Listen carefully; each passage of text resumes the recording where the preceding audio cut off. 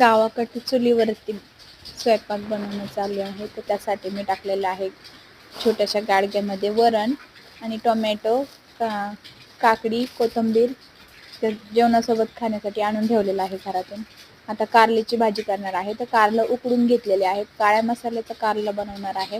हे बघा, आपली इथं वरण टाकलेलं आहे शिजायला. मस्त वरण शिजते तोपर्यंत मी कारल्याचा मसाला काढून घेतलेला आहे, भाजून घेतलंय. थोडंसं सगळं टाकलेलं आहे याच्यामध्ये. कोथिंबीर, लाल मिरची, धने, खोबरं सगळं तव्यावरती मी भाजून घेऊन मसाला मिक्सरमध्ये बारीक करून घेतला. वरण शिजले आता आपलं छान मस्त. त्याला फोडणी दिली. इकडे कारल्याची भाजी तयार करून ठेवली. आता वरणाला पण फोडणी देऊन करून ठेवलं.